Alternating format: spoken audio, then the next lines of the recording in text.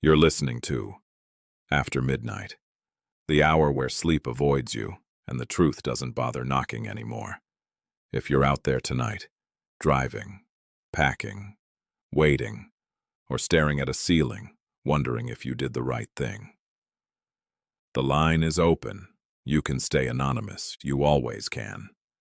Call 555-KNIGHT. Tonight, we go to Arizona. Jane, you're on with me. Yeah. Hi, I don't want to use my real name. Just Jane is fine. Jane Doe. That's all right, Jane. Names don't matter much after midnight anyway. Where are you calling from right now? Arizona. Just outside a small town. Rural, quiet, or at least it used to be. You sound tense, like someone watching the clock. I am. I've got about 3 hours before I need to leave for the airport. Leaving town? Leaving the country. That's not usually something people do casually, Jane. What's pushing you out the door? Fear, real fear, not the kind you talk yourself out of.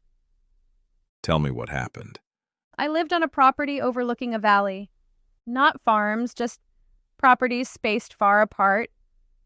Across the valley was a big house, a nice place. It looked expensive, and down from it, there was this small structure, like an outhouse. And An outhouse. that's what I thought.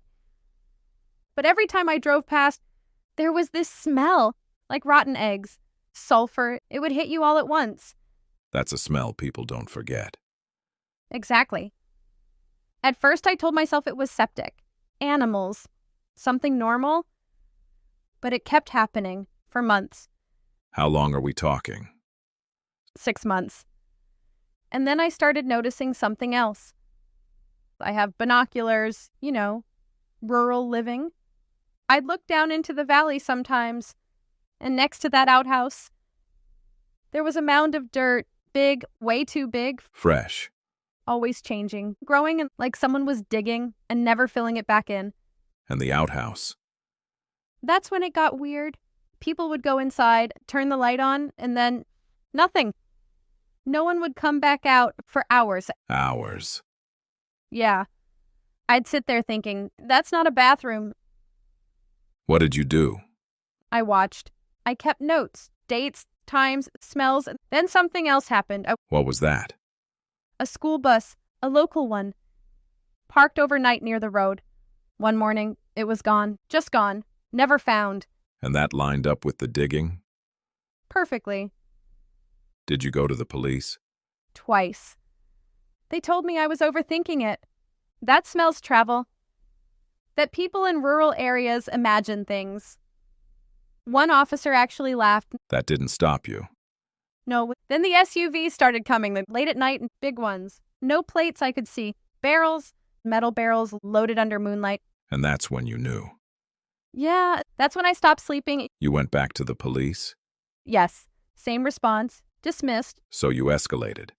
I contacted the DEA. Jane. Meh. We actually have something in our archive that just came across the wire earlier today. Let me check something. Breaking news out of Arizona tonight.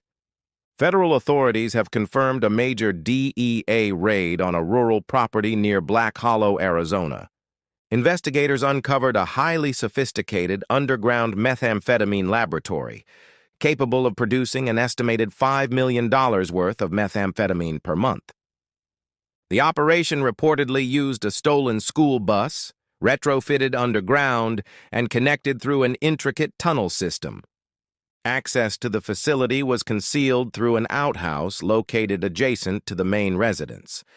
Witnesses had previously reported individuals entering the structure for hours at a time without re-emerging. Authorities say the lab was operated by a biker-affiliated criminal network.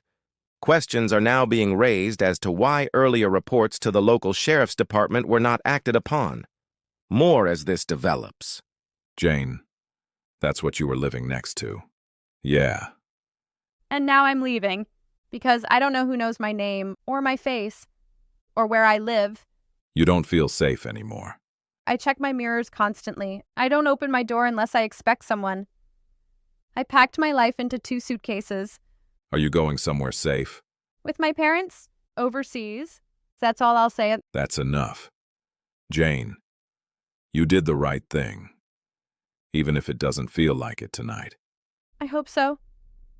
Wherever you're listening from next, remember this. Some people see things and look away. Others see them and act. That matters. Thank you for letting me tell it. Thank you for trusting this hour. Safe travels, Jane Doe, if you're out there tonight and something doesn't feel right. Trust that instinct. You're listening to After Midnight. The line is always open. Call 555-KNIGHT.